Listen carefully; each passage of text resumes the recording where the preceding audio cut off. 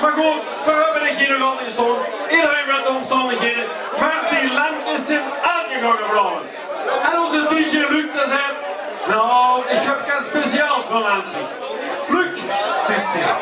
Speciaal. Speciaal. Van Nancy, hè? Van Nancy. Niet van Nancy.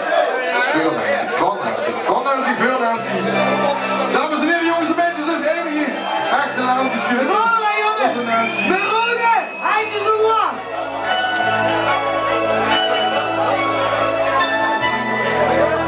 Krijg toch allemaal de kleren. Volgens mij mag het allemaal dood. Ik heb geen zin om braaf te leren.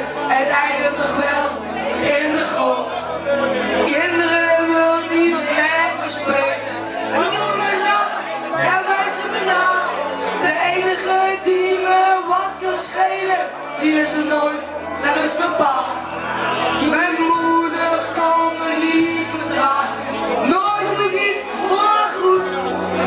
Om liefde hoef ik al wel niet te vragen, en alles was wat ze doet. Geen wonder dat mijn pa is gaan vragen, ik mocht niet mee, ik ben te klein. Ik moet het in mijn eentje klaren.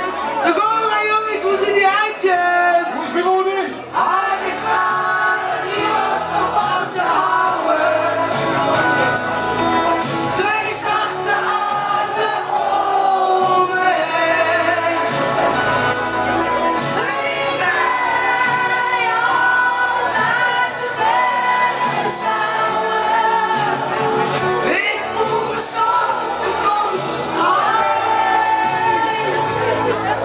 Misschien dat vader schipper is, als hij met de rug is van de zee, zegt hij nog eens, luister eens, waarom ga je niet met me mee? Ik ben toch ook nog maar een kind, ik ben niet helemaal alleen. Misschien dat ik ooit het geluk vind, maar jongens, eindjes! Laat ik maar iemand nog van te houden. Twee zachte armen om me heen. Die mij altijd beschermen zouden. Ik voel me zo verdomd alleen. Die mij altijd beschermen zouden. Ik voel me zo verdomd alleen. Jongens, bedankt voor deze hele leuke avond.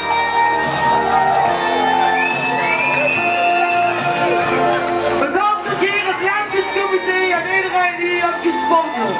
Het wordt gedaan. DJ Luc bedankt, alle artiesten bedankt.